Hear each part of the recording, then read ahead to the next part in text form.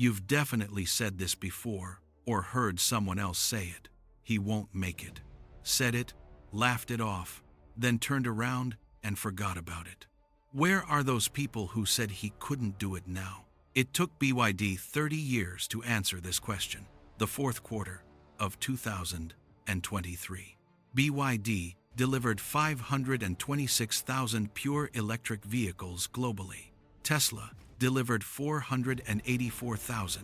The numerical gap wasn't huge, but the implications were earth-shattering.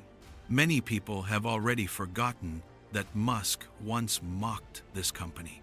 In 2011, when a Bloomberg reporter asked him what he thought of BYD, he paused for a moment, then burst out laughing. Have you seen their cars? Their products are nothing to write home about. The design isn't attractive, and the technology isn't particularly strong either. After saying that, the laughter continued. 20 years ago, in January 2003, BYD announced they were going to make cars. Investors blew up the phone lines, cursing him one after another. You make batteries, what business do you have making cars? Do you have any idea what it takes to build automobiles? Let me tell you, the waters of car manufacturing run deep. This industry is treacherous, the path is dark and slippery, the situation is complex, and there are many unwritten rules you don't understand. A fund manager threatened him face to face. If you don't stop making cars, I'll dump all my shares tomorrow, and keep dumping until the end. After the announcement, over 2 trading days, BYD's market value evaporated by 2.7 billion Hong Kong dollars, nearly 30% gone in just 2 days. From a bag containing 2.5 million yuan, to a company that attracted the world's most renowned investor to fly in personally. From a hand mixer serving as a stirrer, to a battery that rewrote the entire industry's safety standards. From a scrappy little factory of 20 people, to a name that turned Elon Musk's mockery into silence. How did an orphan from Anhui manage to defeat the Japanese with semi-automated assembly lines in Shenzhen? How did a battery boss manage to build cars amid investors' criticism and condemnation? How did a company once mocked as a copycat factory turn Elon Musk's laughter into silence? Behind every question, there's a specific answer. Not luck, not policy, not some genius's moment of inspiration. It's about one person who, when everyone said it couldn't be done, chose a direction others thought was absurd, and then, along that path, step by step, walked for 30 years. This isn't a story about new energy subsidies, nor is it a story about overtaking on a curve. This is a story about an engineer's will, about how one person, over 30 years, took everyone's "you can't do it," brick by brick, into his own kingdom. Welcome to the Soft Crash. I'm Fango. Today, we're diving into the story of BYD.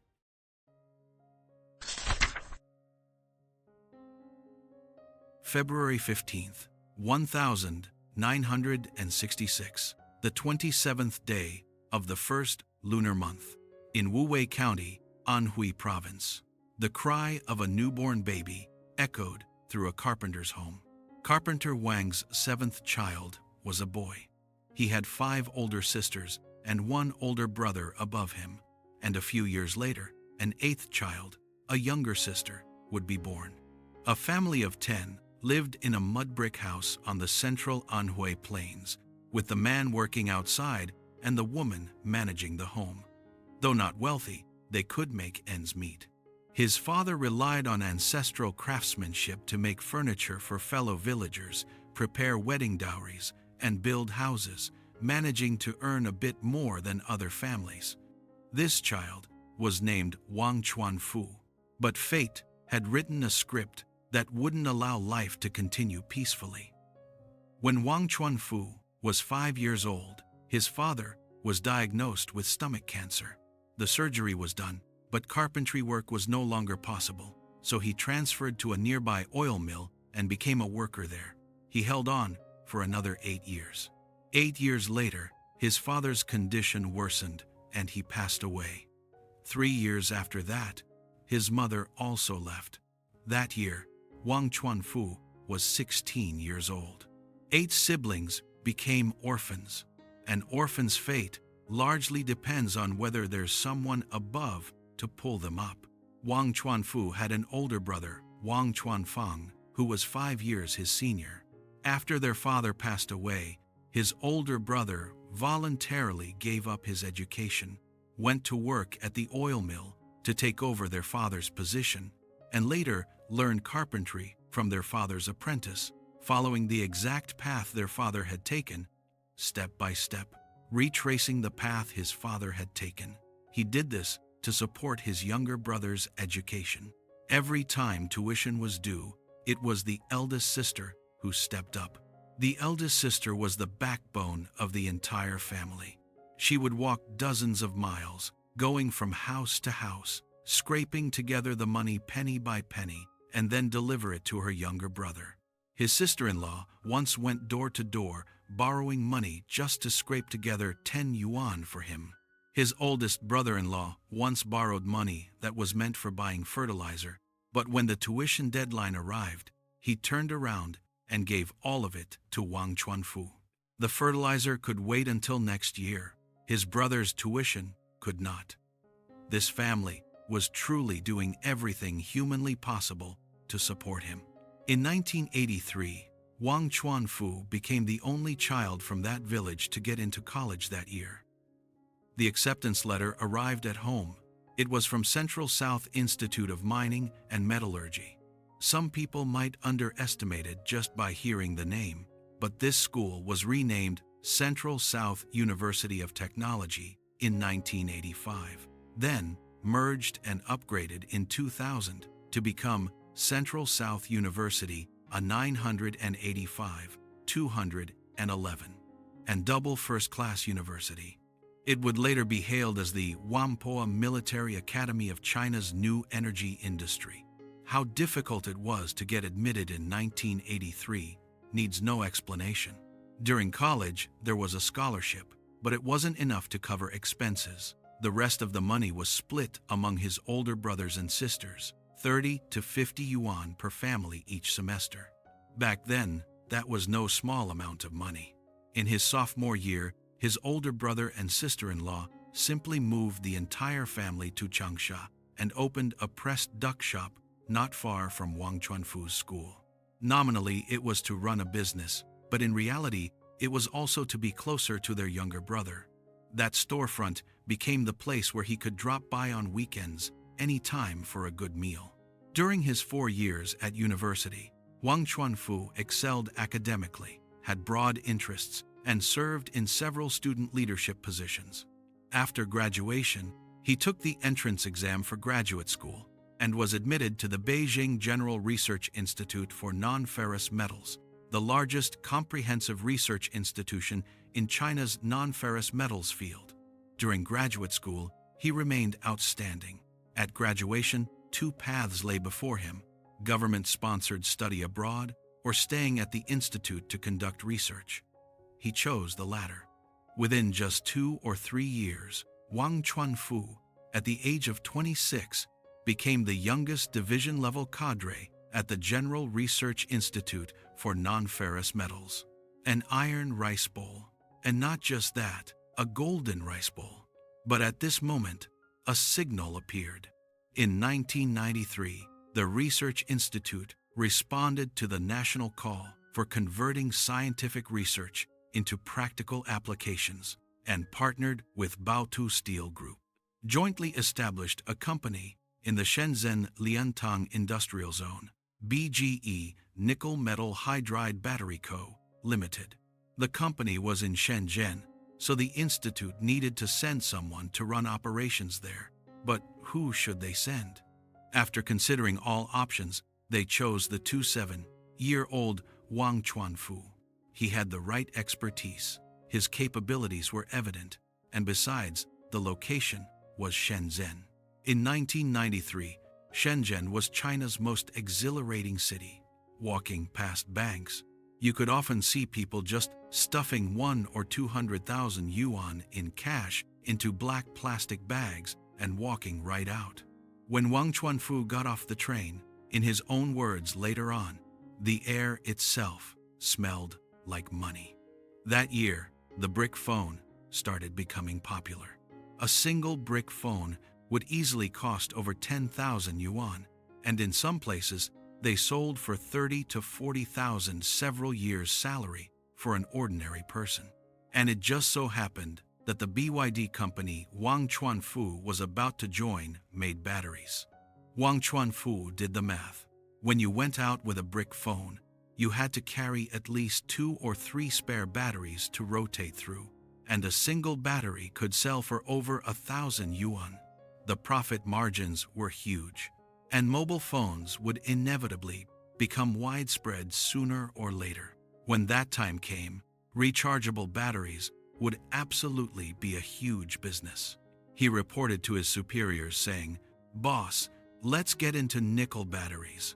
The reason was that Japan had just announced it would abandon traditional nickel-cadmium batteries and prepare to upgrade toward more advanced technology.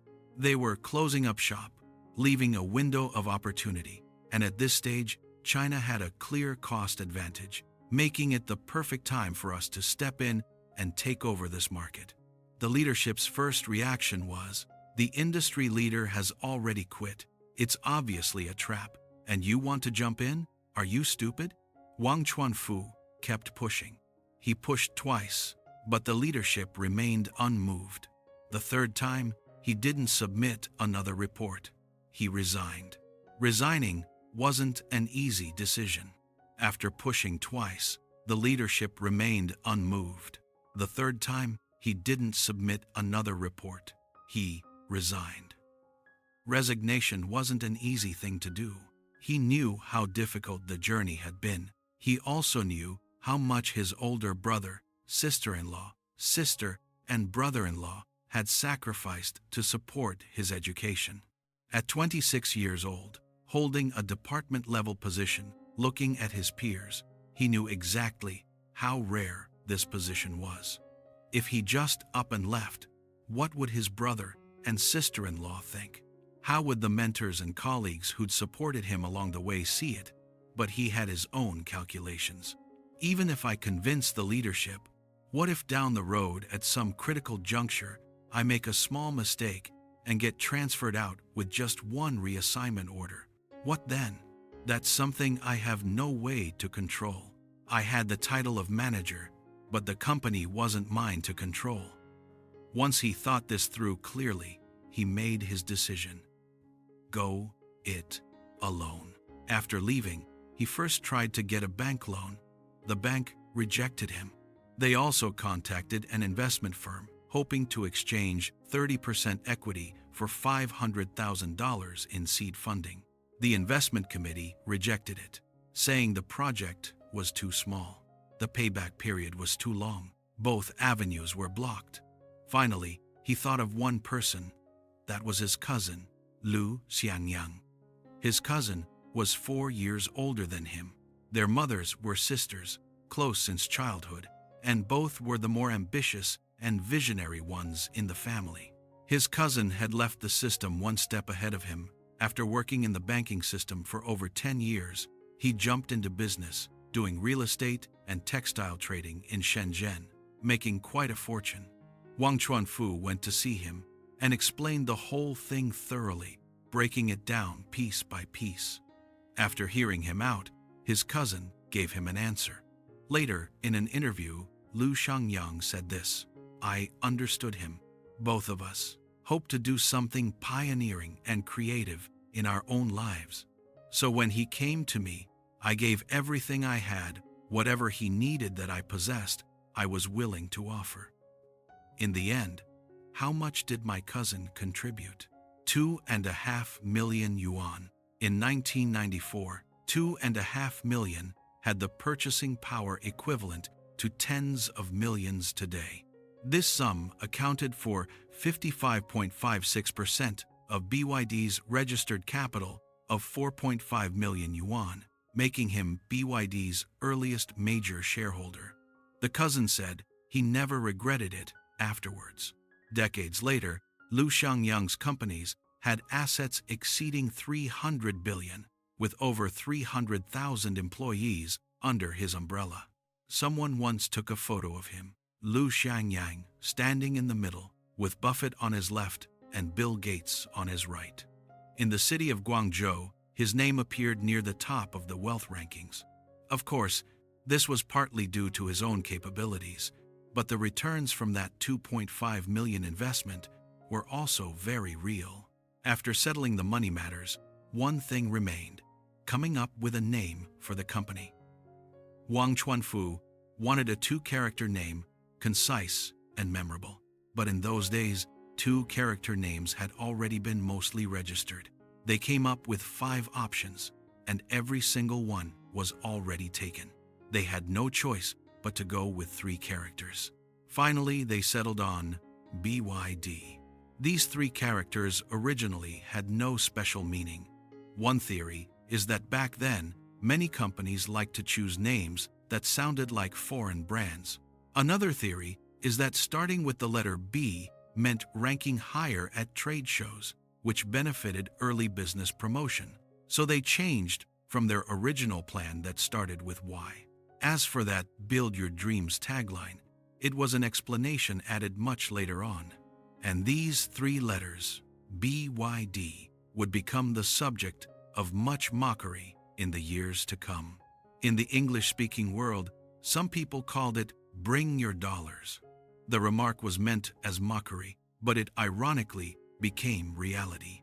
On February 10, 1995, Shenzhen BYD Industries Limited was officially registered and established.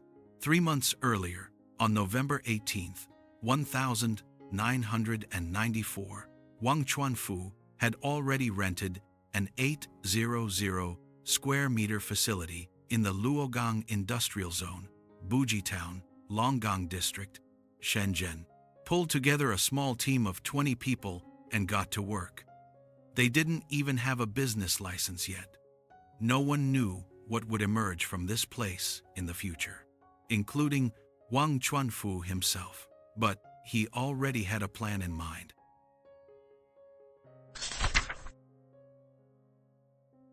"20 people. What could they possibly accomplish?"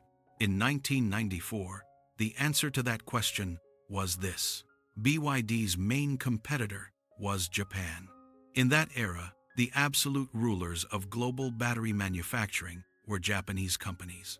Their production lines were highly automated, incredibly efficient, and their product quality set the industry standard. BYD wanted to make nickel-cadmium batteries, and following conventional thinking, the first step would be to buy Japanese production equipment. But Japan's advanced automated production lines were quoted at tens of millions of yuan. BYD's registered capital at hand was only 4.5 million. They couldn't afford it. They couldn't afford it, but that didn't mean it couldn't be done. Wang Chuanfu's solution was to break down Japan's fully automated production line into semi-automated plus manual labor. The thinking went like this: for those truly precision steps that human hands couldn't handle properly, keep the equipment or find ways to substitute it. Many other steps actually don't require such high precision manual labor can completely handle them. For operations where manual work struggles with precise positioning, use fixtures to solve the problem. It's just like when you buy a phone and go to get a screen protector applied. The shop owner hands you this screen protector applicator tool. You snap the phone into the frame, line it up, press down, and boom, the margin of error is eliminated. BYD applies the same principle for every step that requires precision. They match it with a corresponding fixture to hold things in place, letting people handle the operation. Errors could be controlled within an acceptable range. And for those steps that required mixing, they used egg beaters. You know, the same kind of tool you'd use at home for baking cakes or kneading dough. They modified it to work as a mixer for battery materials. This wasn't because they had no other choice or couldn't hold on any longer. They had genuinely thought it through and realized this was the most effective path forward at that moment. After that production line was built, most of the equipment was cobbled together. The mixer was modified from an egg beater. The positioning tools were homemade fixtures, and for every process that needed an alternative solution, the workers came up with whatever methods they could think of. Early workshop photos looked very much like a textile factory. A female worker sat at each station with a small table in front of her. Dayhe. On the tables were various hand tools and simple fixtures, arranged in a straight line like a sewing machine assembly line. But this cobbled-together production line ultimately cost just over $1,000,000 to build, creating a facility that could produce 4,000 nickel-cadmium batteries per day. The fixed investment was roughly 1/10 to 1/15 of what a Japanese company would spend for equivalent capacity. Yet the products they made were nearly identical in quality. Making this work didn't just rely on being clever, it also required solid groundwork. Behind the Japanese equipment was a complete set of technical principles. If you don't truly understand the underlying principles, taking it apart 100 times won't help. Wang Chuanfu had his own verification standard. If a defective product came out of a certain process and they found the cause, he would have the person in charge of that process do one thing: use the same method to consistently reproduce this defective product and make 100 of them. If you can make the defective products appear consistently, that proves you've truly found the root cause. This method forces engineers to move beyond the stage of probably something's wrong here and truly understand the underlying mechanism. To thoroughly master lithium battery technology, BYD established a dedicated central research department. In 1997, they recruited 13 master's degree holders and 6 PhDs into their R&D team in one go. At that time, BYD had fewer than 50 people in total across research and management. With this group joining, the proportion of master's and doctoral degree holders shot straight up to 50%. For a private startup that had only been in business for 2 years, to have half of its R&D team holding master's and doctoral degrees in 1997, this was an almost unbelievable configuration. BYD's chief engineer later said, "Once we thoroughly understood the principles, we realized that the barriers of Japanese battery companies weren't really that high after all." And when it came to money, Wang Chuanfu had his own logic about spending. In the company's early days, if an employee wanted to take a taxi while on a business trip, they had to submit a half-page written explanation, clearly stating why they couldn't take the bus and why they absolutely had to take a taxi. After writing it, they still had to wait for Wang Chuanfu to personally approve it.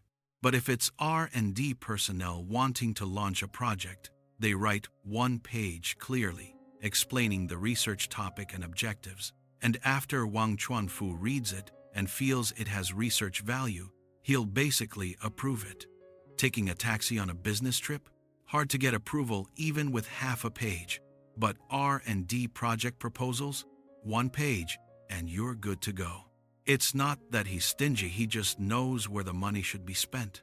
And then, the numbers started rolling in. In 1995, BYD's revenue was 2 million yuan, 1,996, 60 million, 1,997, 108 million, 1,998, 257 million, 1,999, 513 million. Starting from 60 million, it basically doubled every year. Behind this, there were several key turning points. The first key milestone, cordless phones. Wang Chuanfu saw a cordless phone at a trade show, the kind with a base station at home where you could carry the handset around with you. Unlike the brick phone, cordless phones could be placed back on their base to charge at any time, so they didn't require high-performance batteries. This was a perfect match for BYD's product capabilities at their startup stage. They seized this opportunity and successively connected with Subor, BBK, and Taiwan's largest cordless phone manufacturer DBTel, making quite a profit from this wave. The second turning point, the Asian financial crisis.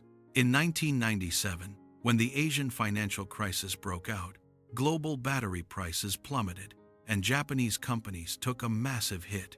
Downstream consumer electronics clients, under pressure, began searching for cheaper alternatives. BYD entered the market at this moment, with costs only a fraction of Japan's and acceptable product quality, perfectly filling this gap and rising against the tide.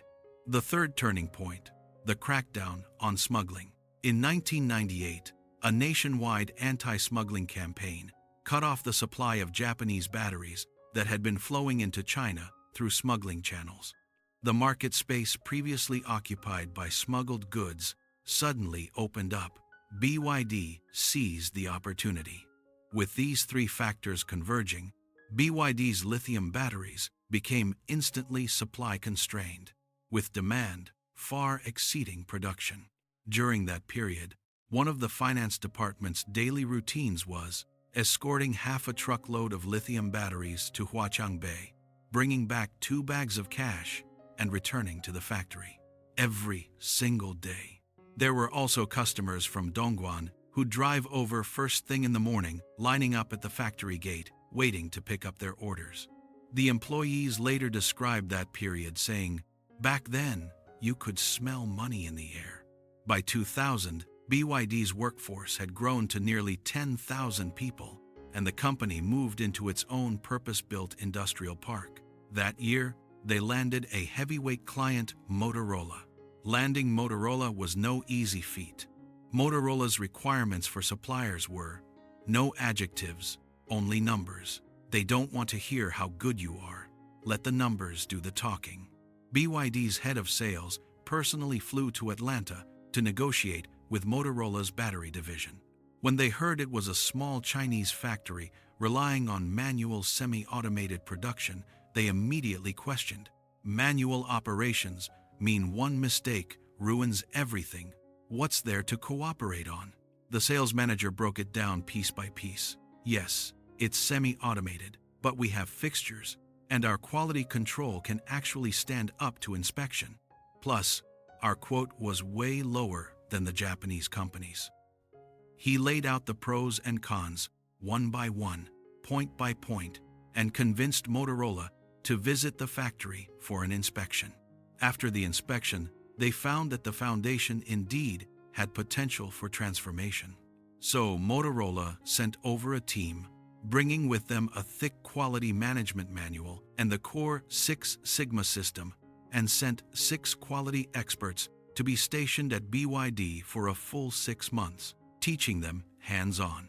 BYD required all middle-level and above employees to learn Six Sigma, and directly tied this to promotions.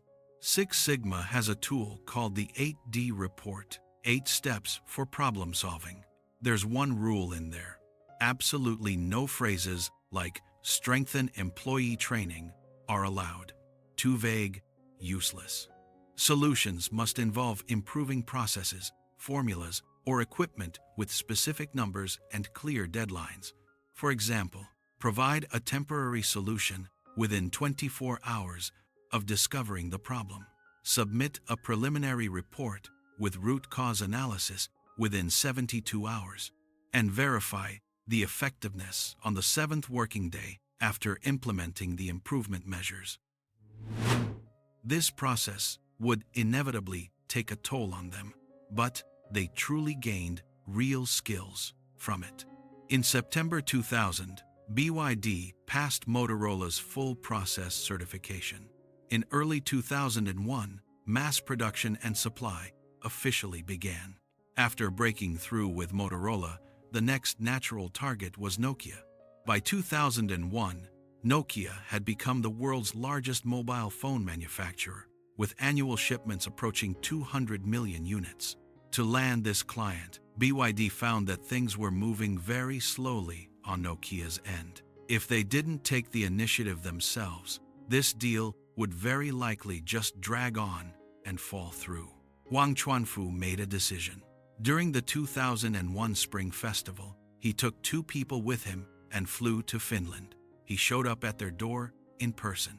Nokia arranged for a Chinese employee to receive them, gave them 1 hour, and roughly went through the framework of the certification process. Just an outline. Many key details weren't covered at all. After that hour was up, they came out, and Wang Chuanfu discussed it with his colleague. "We can't just leave like this." End. They scouted around the Nokia area and found only one Chinese restaurant nearby. Then they waited there. They bet that Chinese employee would come here to eat after work, and they waited until he showed up. They were all Chinese people in the Nordic winter, in a Chinese restaurant far from home, and not in a work setting, so naturally, the conversation flowed much more easily. Over dinner, we talked for 2 or 3 hours, going through the key issues in the certification process one by one until everything was clear. After returning to China, we moved forward step by step with clear targets and a roadmap to follow. In May 2002, BYD passed certification and became Nokia's first lithium battery supplier in China. That year, BYD had already become the world's 3rd largest battery supplier. Number 1 globally in nickel-cadmium batteries, 2nd in nickel metal hydride batteries, 4th in lithium-ion batteries, and 3rd overall in the rankings. On July 31, 2002, BYD was listed on the Hong Kong Stock Exchange's main board, raising 1.6 billion Hong Kong dollars in financing, setting a record at the time for the largest 8-share offering by a non-state-owned company. Both Wang Chuanfu and his cousin Liu Xiangyang made it onto the Forbes China Rich List. From an orphan in a carpenter's family in Wuwei County to the founder of a Hong Kong-listed company, this journey took him 8 full years. However, the glory days weren't over yet. Just 50 days after going public, a phone call came in, but it wasn't to offer congratulations.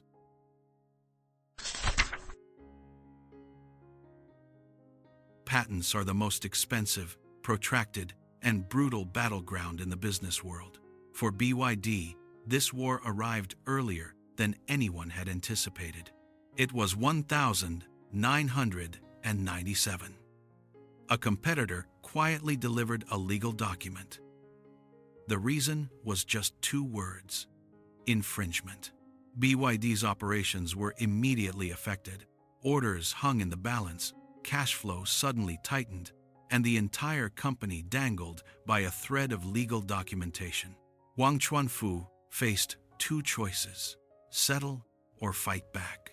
Settling would mean admitting infringement, paying a sum of money, and the matter would be over. For BYD at that time, they could afford to pay. But Wang Chuanfu chose to fight back. He gathered legal personnel and technical engineers to take apart the opponent's patents, examining them clause by clause. A few months later, BYD's legal team presented a stack of technical documentation in court, proving one thing: that so-called patent had already been publicly available industry technology before the patent application was filed, lacking any novelty whatsoever. The court ruled BYD was not infringing. The accounts were unfrozen, orders resumed, and that Guangdong company never sent a second cease and desist letter. The account was unfrozen, orders resumed, and that Guangdong company never sent a second lawyer's letter. Wang Chuanfu didn't breathe a sigh of relief, though.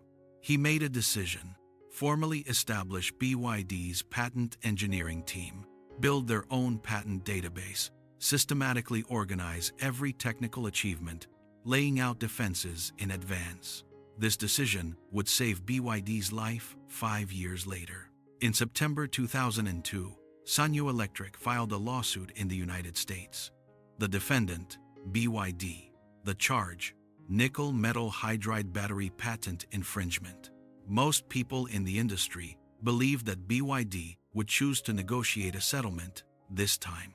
After all, for a Chinese company with annual revenue barely exceeding 1 billion yuan, cross-border patent litigation was both expensive and time-consuming, with extremely slim odds of winning.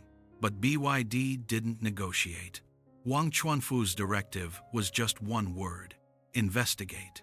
BYD's patent team formed a special task force and began systematically searching through global patent databases, examining Sanyo's patents involved in the case one by one, searching for similar technologies that were publicly available before Sanyo's filing date, what's known in patent law as prior art defense.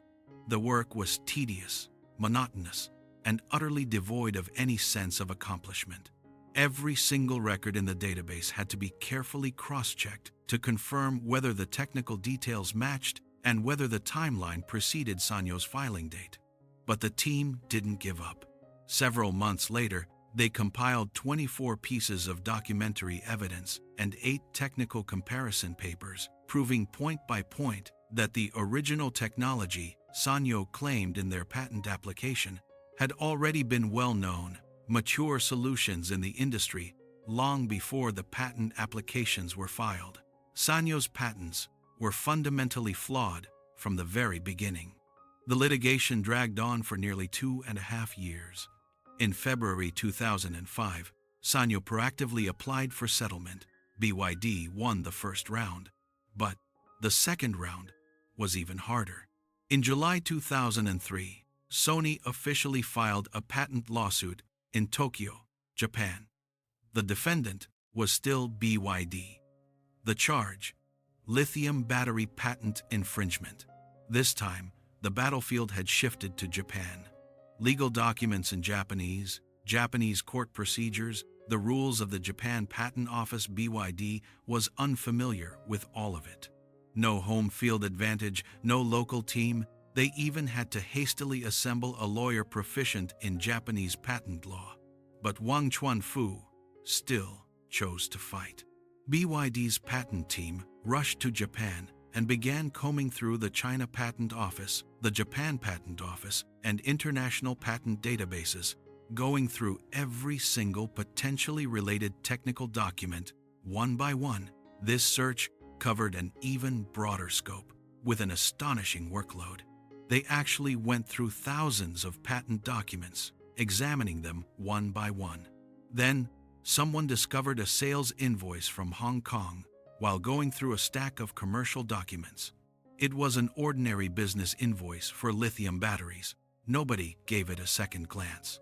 But one engineer noticed the date on it, picked it up, and carefully compared it with Sony's patent filing time. Then, the room fell silent. The date on that Hong Kong invoice was a full 4 months and 4 days earlier than Sony's patent application date. What did this mean? If Sony's so-called original technology had already been openly sold on the market by someone else before they filed for the patent, then Sony's patent, from a legal standpoint, simply doesn't hold up. BYD submitted this invoice, along with over 200 supporting documents, to the Japan Patent Office.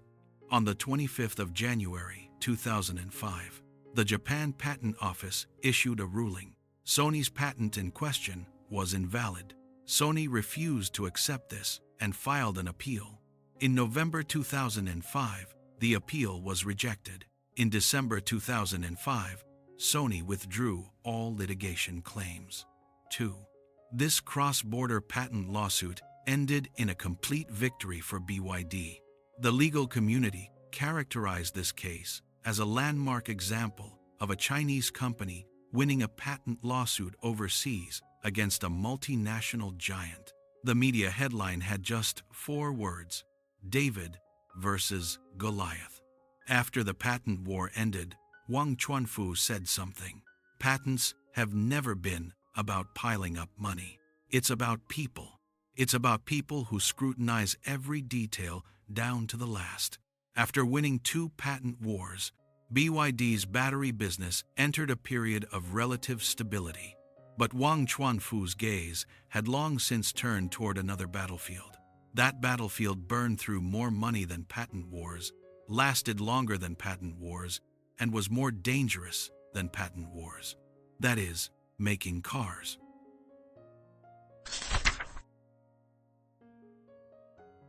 By 2003, BYD had already become number one in the global nickel metal hydride battery market. But being number one for Wang Chuanfu was always just a starting point, never the finish line. He had been eyeing the automotive industry for a full 4 years. In 1999, while searching for clients for automotive parts and components, Wang Chuanfu had his first systematic exposure to the complete vehicle industry. He visited several automobile assembly plants, observed the production lines, watched the workshop operations, and asked many questions that seemed unnecessary to outsiders.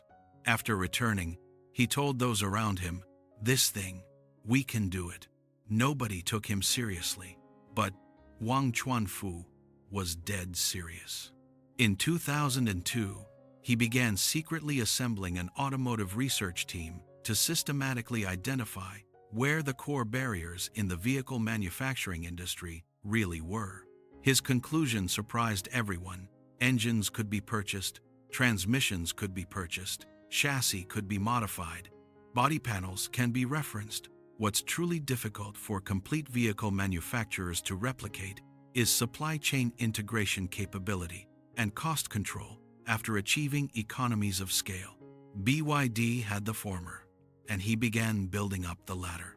On January 23, 2003, BYD issued an announcement. BYD was acquiring 269.5 million yuan to acquire a 77% stake in Xi'an Automobile.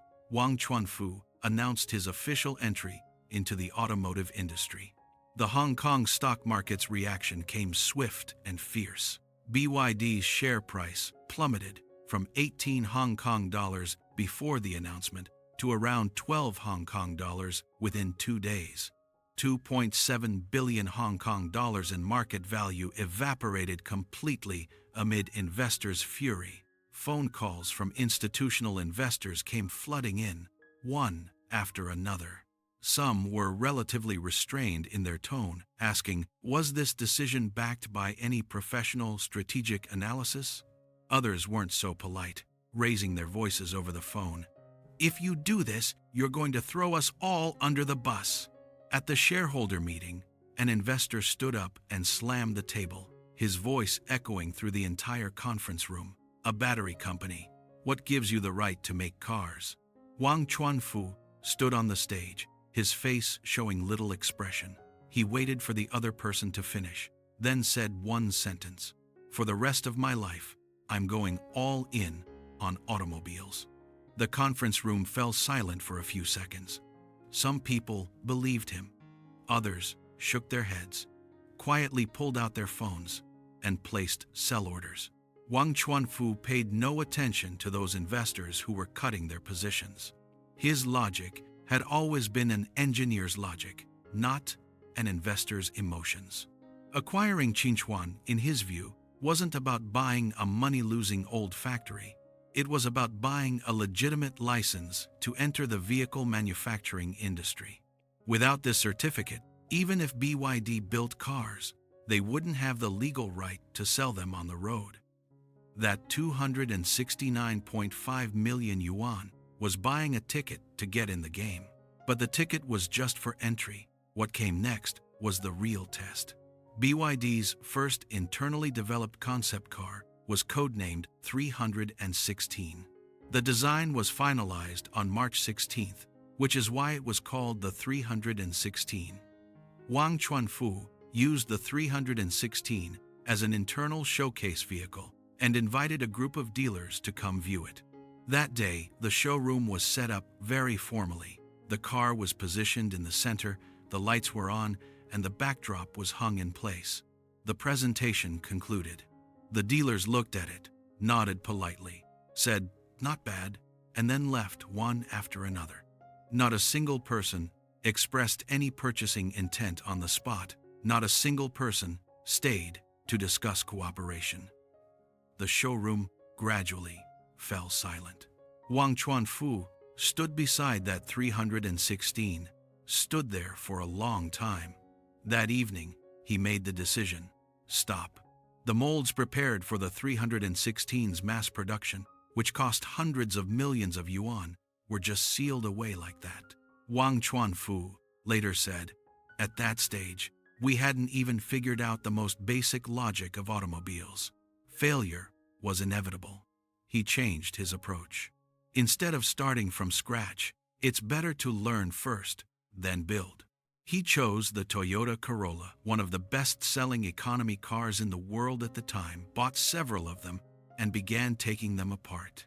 The engineers worked from the outside in, disassembling layer by layer, documenting the dimensions, materials, processes, and fastening methods of every single component. The thickness of every metal sheet, the routing of every wire, the torque of every screw, all measured, modeled, and archived. This process, BYD internally called it reverse engineering. Outside, there were some less flattering terms for it.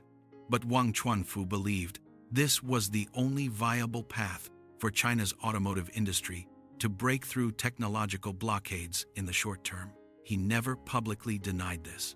But before officially starting work, Wang Chuanfu first did something that left the entire team stunned. He handed a car key to an engineer standing beside him. He said, "Go scratch that Mercedes parked in the courtyard." The engineer thought he'd misheard. Wang Chuanfu repeated it, his tone calm. "If you don't scratch it, you'll forever have a mental barrier, forever thinking that German cars are untouchable. After you scratch it, you'll realize that a Mercedes is nothing more than steel plates, and an engine, there's nothing particularly sacred about it."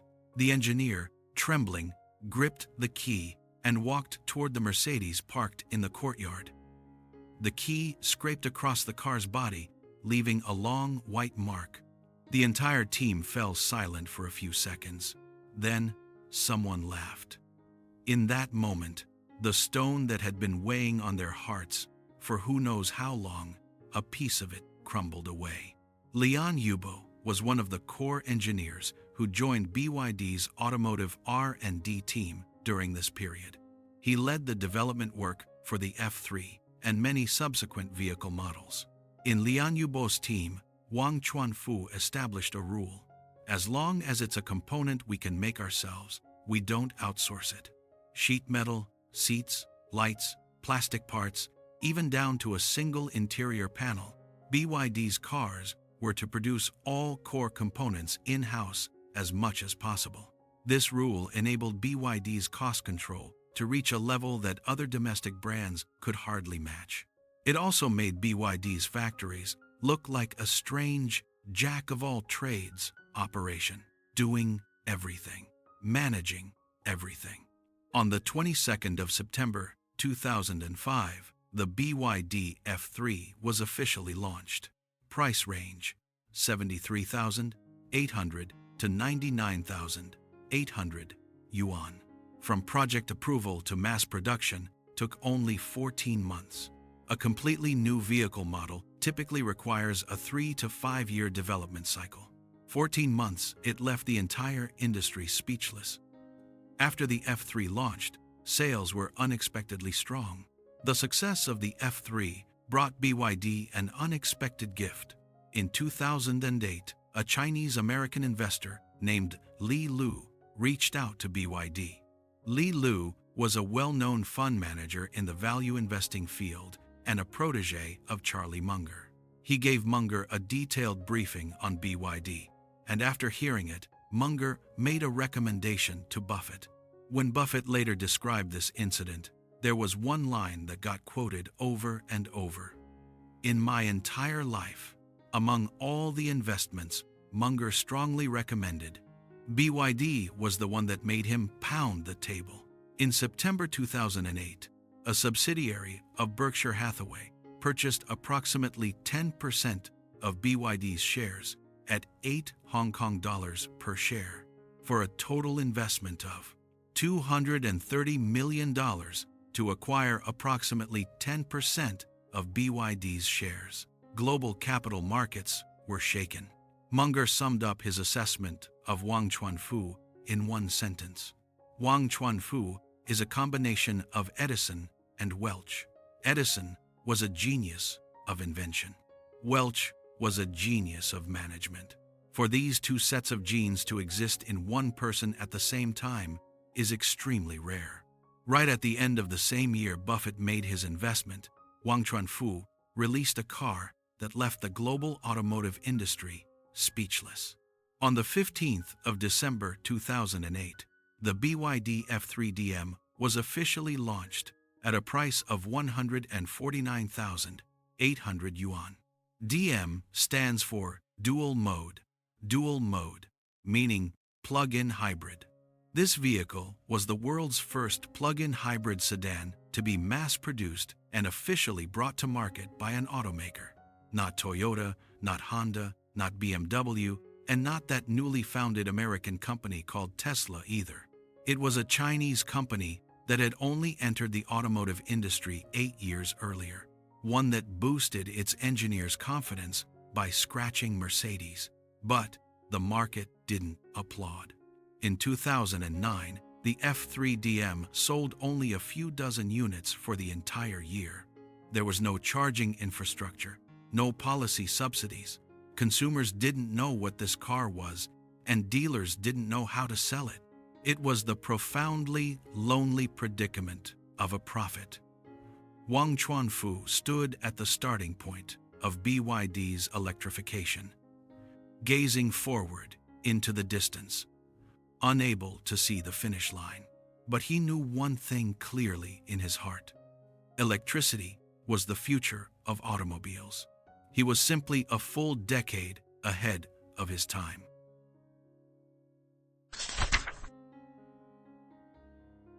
In 2009, Wang Chuanfu stood at the starting point of BYD's electric vehicles, surrounded by silence. The F3DM had sold just a few dozen units.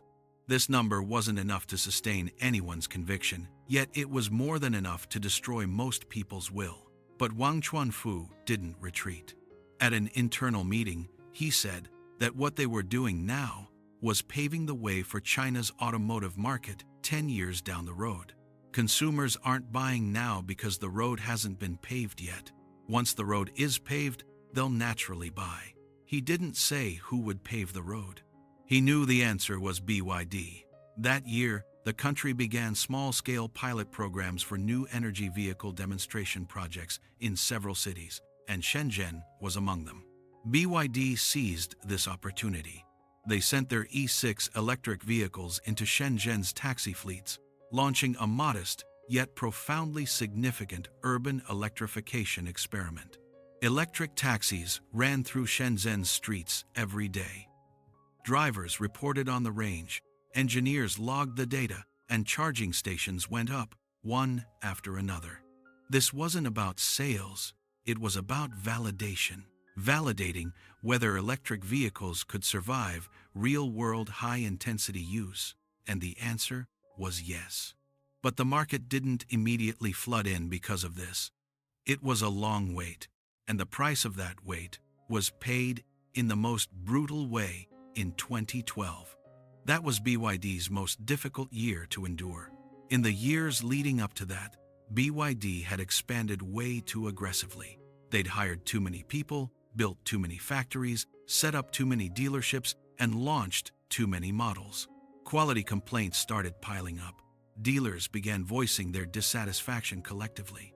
Some withdrew from the network, some cut back on orders, some refused to take delivery, and some just shut down altogether.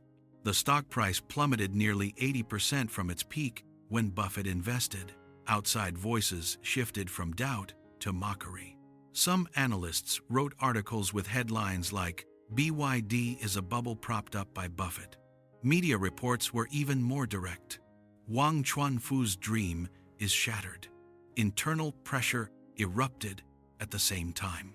Some executives privately asked, "Are we moving too fast?" Wang Chuanfu participated in numerous external interviews, and every reporter was waiting for him to admit his mistakes. He didn't. In one interview, he said something: "We did have problems, but the problem wasn't with our direction, it was that our execution speed exceeded our management capacity. These two things shouldn't be lumped together." He began to pull back. Layoffs, production cuts, reining in the overextended dealer network, trimming unprofitable product lines. This process was painful, lengthy, and took more than 2 years. But there was one thing Wang Chuanfu never stopped. That was the research and development of electric vehicles. He never stopped. Outsiders thought he was retreating, thought BYD was abandoning its new energy dream. He wasn't. He was simply concentrating resources on what he considered the most critical technical challenge.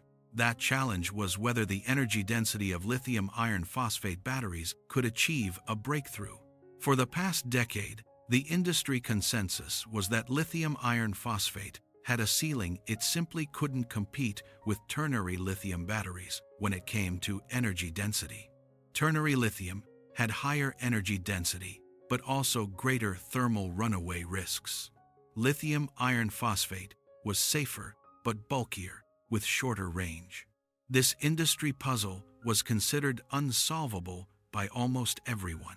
But Wang Chuanfu had the team re-examine a most fundamental engineering problem. What if they stopped packaging cells into modules and then assembling modules into battery packs, but instead integrate the blade-shaped cells directly into the battery pack, eliminating all the redundant structures in between? Could the space utilization rate inside the battery pack, could it be dramatically improved? This question started being taken seriously around 2015. This wasn't a logic problem, it was an engineering problem. Logic problems can be solved on paper. Engineering problems need to be built, tested, failed, rebuilt, and tested again. This path took another full 5 years. In early 2020, the world was hit by a pandemic that pressed the pause button on everything. Face masks suddenly became the most scarce strategic resource. The government began mobilizing companies to switch production lines. BYD's automotive factories shut down. Wang Chuanfu didn't wait, didn't hesitate. He gathered his engineers and asked them a question. BYD doesn't know how to make masks, but could we build the machines that make masks? The engineers studied it for 3 days and came back with an answer: yes, we can. BYD immediately committed resources to design a mask production line from scratch. No blueprints, no master craftsmen, every mechanical structure was designed and built from first principles, all on their own. From project approval to the first batch of masks rolling off the production line took only about 2 weeks. 2 weeks later, BYD continued to expand production, and 24 days after that, their daily mask production capacity had climbed to among the largest in the world. This caused quite a sensation. But in Wang Chuanfu's view, the essence wasn't complicated. Manufacturing is manufacturing. Whether it's batteries, cars, or masks, they're all essentially engineering problems. Engineering problems can all be solved. There are only those you haven't thought through clearly. That same year, Wang Chuanfu also launched something else. And this launch was what truly changed everything.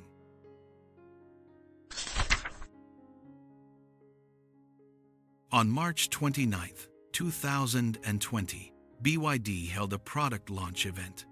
On stage, there were no celebrities, no fireworks, no performances. Just a battery and an iron nail. The nail was slowly driven into the battery. Everyone in the room held their breath. When an ordinary lithium battery is pierced by a needle, it catches fire, it explodes. This is industry consensus, and one of the biggest safety concerns for new energy vehicles. A steel nail pierced through the blade battery. Nothing happened. No fire, no smoke, no explosion, just a slight rise in the battery's surface temperature, which then stabilized. The room fell silent for a few seconds. Then, applause broke out. That battery was called the Blade battery. Lithium iron phosphate, blade-shaped individual cells, integrated directly into the battery pack, eliminating the numerous redundant structural layers found in traditional designs.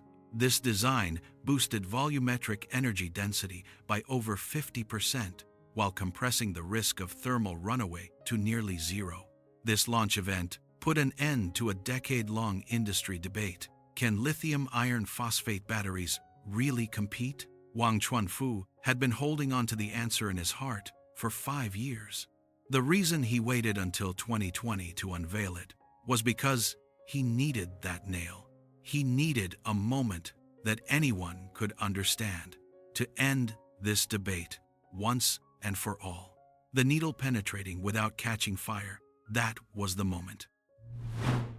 In April 2021, Wang Chuanfu publicly announced BYD will stop developing pure, fuel-powered vehicles.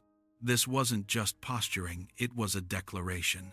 Immediately after, BYD internally redirected all its fuel vehicle R&D resources toward electric and plug-in hybrid development. In March 2022, BYD did something unprecedented in automotive history.